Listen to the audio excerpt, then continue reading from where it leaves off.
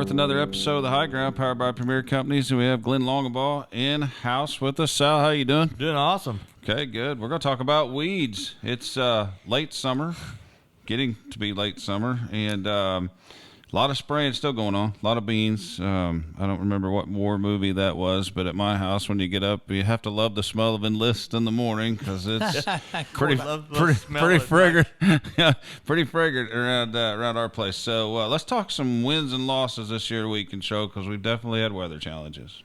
Absolutely. Yeah, there was, I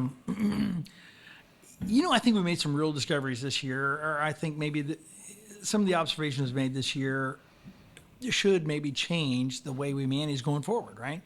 And if we start with corn, I would say that, one of the staples of corn management as far as herbicides the last several years has been, at least the last decade, has been a two-pass corn program.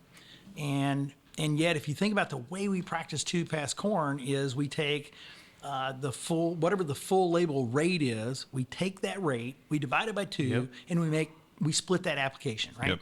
Whether that is Lexar or Acuron, which is Harness, Degree Extra, I don't care what premix you're talking about. Typically, they're somewhere between 2.5 and 3.5 quarts.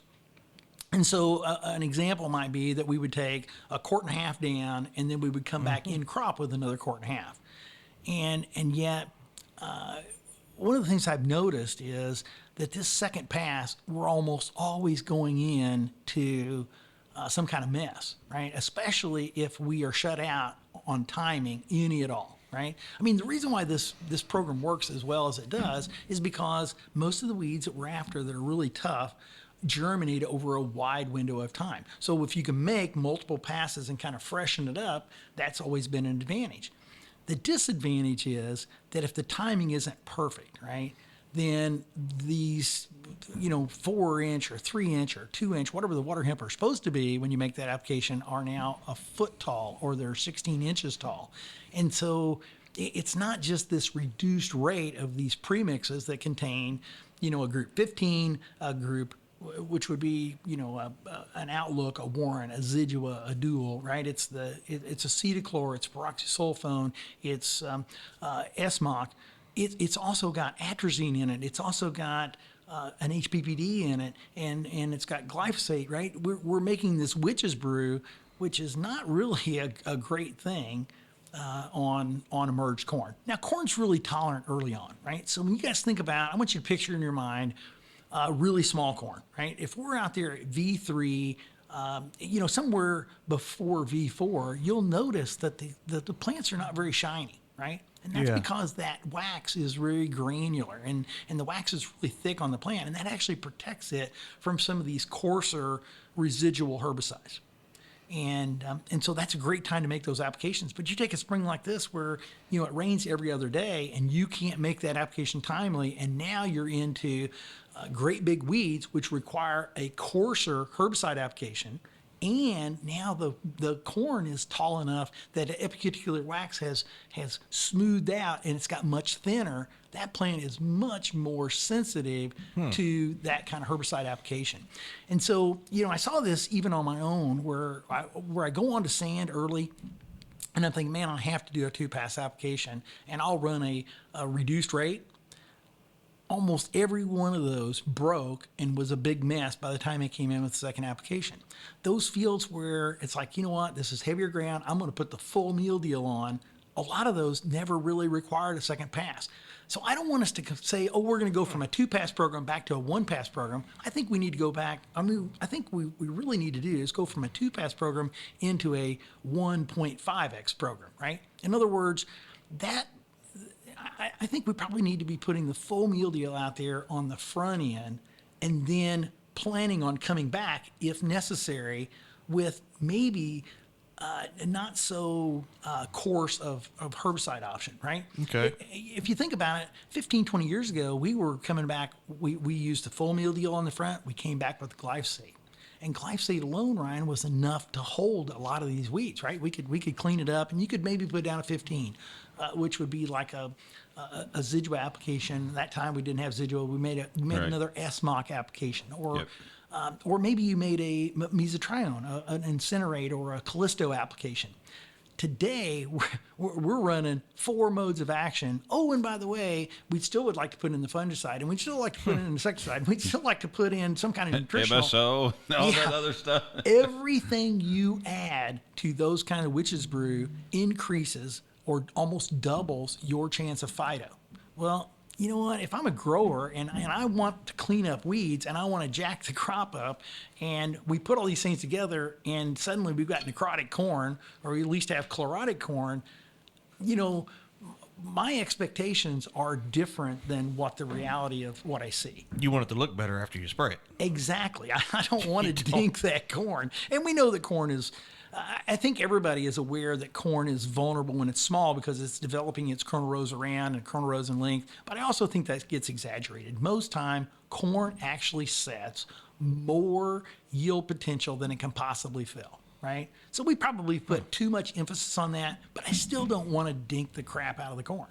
And so if we make bigger first applications, still plan on coming back, but maybe come back with something it's not just the other half of your residual program. Right? Yeah. More prescriptive in that second pass. And then we could add things to it, right? Then we could put nutritional soils. We could put a fungicide with it. We could run insecticide if that's a necessity. Does that make sense? It does. We can maybe just load it heavier on the front side and more of a 3/4 to a full rate. Lots of options we can use that are economical and they work well. And then we can go in, and what happens though is kind of like what you said, is that when you got a full herbicide program up front, and then you go out there and look, and you're like, wow, I don't have any weeds emerging, but I'm getting ready to spray. That's the decision point. And we all know that we could have water hemp or something else emerging a little bit later. But I think if you're going to do that, I think you just got to be committed to that the half rate. Yeah. When you come back in. Yeah, well, yeah, maybe it's not half rate, but I get what you're saying. Oftentimes we use the full rate. It's so clean when you would normally come back with the second pass. You don't think about residuals. That you don't or think about residuals. You don't think about spraying. Well, that's where we have to practice a little bit of competitive intelligence, right? I've have farms that I know darn good and well. I don't care how clean it is. When I come back, that farm, that field of corn is going to have hop, hornbeam, copperleaf come in it at harvest. I'm not convinced that it really costs me a lot of yield, but it's going to be there. And so that's a place where you already know the history. That'd be a great place to put some mesotrione down, or Lautus, or Impact, or some kind of HPPD, right? Something that Burr cucumbers makes your post spray, and those will change your management practices. Oh, absolutely, right. And so we have a lot of these bottom ground areas where they have, they call them pickles or Burr cucumber, and that's where you have to go to growth regulators, or you have to go to something like a peak. There's specific chemistries, and yet, if you think about it, Ryan, you're making those applications oftentimes without the burrs being present. They're not there. Yeah, or if they are, they're little. They're really little. So you're already practicing this, right? Yeah. It's just really a function of maybe the reason why we haven't been so successful in recent years is because our first pass is pooping out before we can make that second pass. And then once that panicum or whatever it is gets germinated, then it becomes harder. Yeah, once it gets established. And by the way, that's a great ad. If you have water and broadleaves break, that's much harder to clean up than if you just have grass or just have broadleaves, right? Because then it becomes an issue. Can you even get it on the target? Yeah.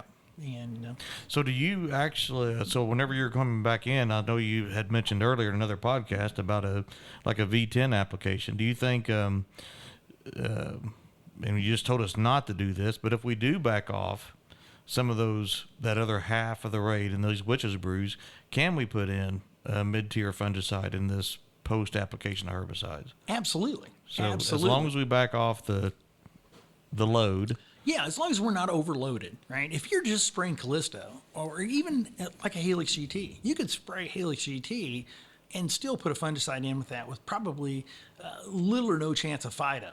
But it's when you know that you have to add atrazine, and you're going to have to add something like maybe it's a growth regulator like a status, and then we get carried away with nutritionals, right? It's everything we add especially after you get atrazine in there.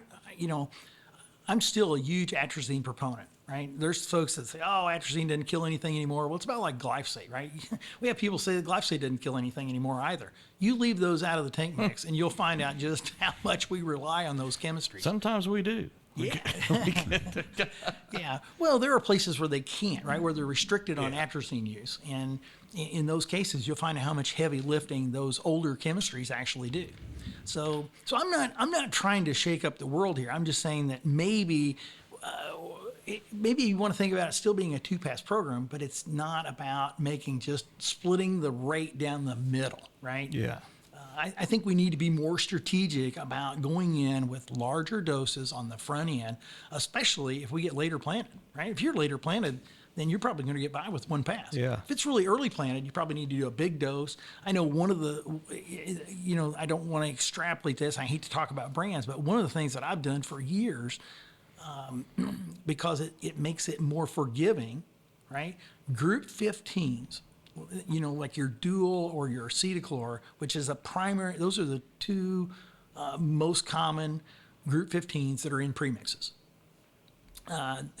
Those products are wonderful on small seeded broadleaves and grasses, but they are pretty sensitive to water, right? And they work in low water environments, but that's not our big peril here. If you think about it, our biggest peril here when you make that $35 or $40 application, Ryan, is what? It's getting too much rain, right? And so you get a 2-inch rain event after you made these applications, and it got activated, but it also moved it, 3/4 of an inch down in the soil profile. And the next, half-inch rain moves it a little bit deeper in the profile. And for those chemistries to work, they really need to be close to the surface. And so one of the things I've done for years, and we've got a lot of clients that do this, is add another older technology, and that's Princep, right? Princep is it's a triazine, it's a group 5, just like atrazine, but it's really insoluble, right? It takes almost 2 inches of rain just to activate Princep. So if you think about it, it makes it a great complement for some of these premixes that are maybe pretty soluble. So if you get too much rain, you still have some control of these annual grasses. Okay. And so that's something else that growers could practice. Really, they need to talk, the good thing is your Premier account rep already knows your ground. He knows what weeds you're struggling with, and he can put together a package, a program that really addresses every acre you have. It may not be the same even for your farm, right? Yeah. You may have a different recipe for different parts of your farm. Just like Ryan was saying earlier, right? The burr cucumber is the perfect example. We know where we have burr cucumber because you don't run a and you don't forget to post it. yeah, you don't run a combine through burr cucumber You don't. and watch the corn either side of you shaking or 30 foot off. You don't do that and not remember that hey, we've got a problem here next year, because you don't ever want to experience that again if it starts stacking up. So what about soybeans? Yeah, on soybeans, it's the same old story. We just have to practice what we preach. We know that the right thing is residuals. The level of control that you have on these herbicide-resistant weeds has nothing to do with what post program or what trait platform you choose. It has nothing to do with that, right? There is parity across the trait platforms. Whether you're using XtendFlex and you can use dicamba and Liberty, or whether you're using the Enlist platform and you can use 2,4-D and Liberty, or whether you're just using a Liberty bean and you have Liberty. The older I get, I believe there's more parity than there ever has been between those. If you're going to control them, it's going to come from using residuals on the front end. And what often happens is, we have the best laid plans, and then when the first shot is fired, we change those plans. And oftentimes, it's really the grower's fault. And I don't want to spank the growers too much on here, but you can't go plant with multiple planters and big planters, and then call it in the day before it's going to emerge with residual herbicides that have to be put on pre-emerge, right? And we do that even if you do your own application. It is so easy to get wound up in planning and forget that, I need to get some of this covered up before the beans come up, right? And And so we need to probably be more deliberate and be more planned. On one of these sheets of paper over here, I often meet with a good friend of mine over in Illinois, right? Oftentimes we don't feel comfortable maybe sharing our strategy for our own farms with somebody locally, right? Because whether it's your account rep or whether it's a fellow farmer, maybe it's about competition. But I've got a good friend in Illinois, and we pretty much share everything. Well, we met this last week to talk about our master plan, right? And it's not to try to take over the world, but it is about, getting it recorded, what it is that you saw, and making so that you don't forget it before next year. Yeah. Right? Because it's amazing to me that I catch myself, in agriculture, if you're a farmer, you have deja vu like over and over and over again, right? How many times are you in a field and you're like, oh my gosh, why did I not fix these washes last year? Why did I not fix these tiles? Why didn't I have the backhoe here pushing these tops off the corner, off of the edge of this wood line, right? Before I got here with the planter, right? These are and I'm trying to come up with really obvious things. Yeah, right? but I mean, it does happen. Sudden death's a good example. I mean, we get a field that has sudden death in it, then we rotate to corn, and then we go back in the next year, and all of a sudden We forget to look for that on the bean. Yeah. We forget the saltro. Yeah. And so, whether you do this with your account rep, which would be a safe, it's a safe space, or whether you do this with a farmer friend of yours that's maybe not your next door neighbor, that's something I'd really encourage you to do is start putting together a master plan. What worked, what didn't work, and then the reason why it's good to do it with somebody else is they often have experiences that you haven't seen yet, right? Because it's not just about the way you've done. You can oftentimes have you can have similar springs 2 or 3 years in a row, and then get caught with one that's totally different, right? And you guys have heard me say before, when it comes to cover cropping, I'm a cover crop proponent. And yet, every other year, I tell my wife to just jab slap the snot out of me if I ever do this again, right? I don't mean to be culturally that usually intolerant. happens around April the 4th or 10th or somewhere in there when Yeah. we can't. It's raining and you can't spray. I'm just trying to come up with colorful, colorful examples, right? And yet it happens to us every year. So we met the other day. We've talked about what we're going to do in the fall, and those acres that are going to be tilled, they probably need to think about having a fall burn down on them. Yeah. And those that are going to be in cover crop, right? The cover crop needs to go in early, and if it's not going to go in early, then it needs to go in the ground, right? You can broadcast cover crops in September and have great utility.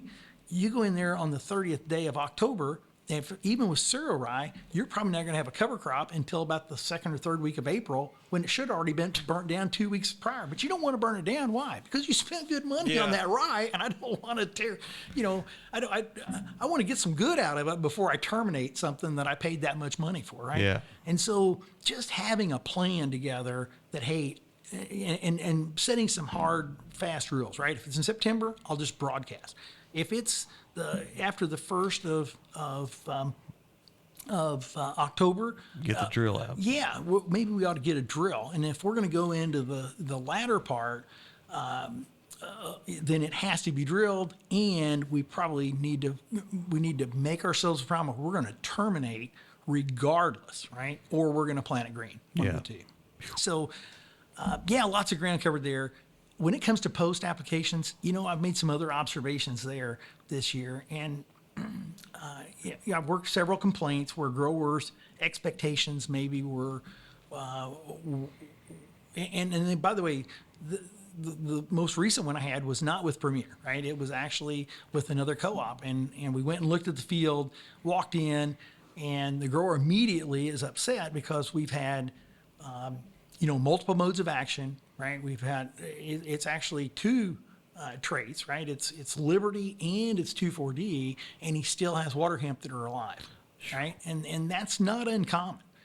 And here's what I would just tell growers: whether we're talking about Enlist, Liberty, even dicamba, because if you spray dicamba, right? If you spray the dicamba products and you follow all the restrictions that you're really supposed to follow, you probably are going to have some survivors too. Here's what I would tell you. I think it's important that growers understand that none of these trait platforms really kill 100% of the weeds. And in fact, it's not even a high percentage. But the trait systems work very well because of crop competition. So in other words, when you make a Liberty application and you burn all the leaves off that plant and it's just a stick sitting there, if you'll go out and notice, the stem still has some color in it oftentimes. Yep. And yet the system works well because if the beans are anywhere near grand growth, those soybeans will outgrow and they'll shade that stick before the 2.5, 3 weeks that it takes for all of those axillary nodes, where every one of those leaves is attached to that stem, Ryan, there's actually an axillary node right there. There's a bud. And you think the plant was dead, but 2 weeks, 2.5 weeks, 3 weeks down the road, that thing sends out a new leaf out of that bud. And if it's shaded, it never amounts to anything, right? In the case of 2,4-D or dicamba, typically what it'll do is it'll twist them up, put them on the ground, and they are not competitive for some period of time. The reason why these trait platforms work better than like our old PPOs, right? Those PPOs probably killed, right? When we think about things like Blazer and Avalanche and Cobra, they probably killed close to the same number of, same percentage as what these trait technologies do. The difference is they set the beans back on their heels. And that's why you didn't think they gave you as good a control. And so one of the observations is this, we are still, if we make post applications, we want to start early while the weeds are small. They are easier to kill and we'll kill a higher percentage of them. But you need to know that when you do that, the ones that do survive, because the beans are smaller and they're not growing as actively, are probably going to show up and haunt you. It seems counterintuitive, but one of the observations that you guys have probably both made are some of these Hail Mary passes we make with Enlist are sometimes the cleanest fields at harvest. Yeah. Well, why is that? It's because we still twisted them up. We put them on the ground. We killed a smaller percentage, but because they were shaded out, they didn't really, you didn't visually see that you had a lot of water in it. By the way, they're still making seed. Right? Now, those plants may only make 5,000 seeds as opposed to 500,000 seeds, but they're still making seed. So I'm not convinced, I'm not encouraging you to make late applications. I'm just trying to make you aware of why we see what we see, right? And the crop itself plays a big part in weed control. Absolutely. Yep. The crop competition does probably most of the heavy lifting in these, in these trait platforms. Does that make sense? Sure does. So, well, Glenn, on this topic, I think that's a pretty good, that's a lot. So I think we're going to wrap it up with this one, unless you got anything, Ryan. I do not. All not right. Very informative. Thank you. Well, you're welcome. It's my pleasure. Thanks a lot, Glenn. That concludes another episode of The High Ground, powered by Premier Companies.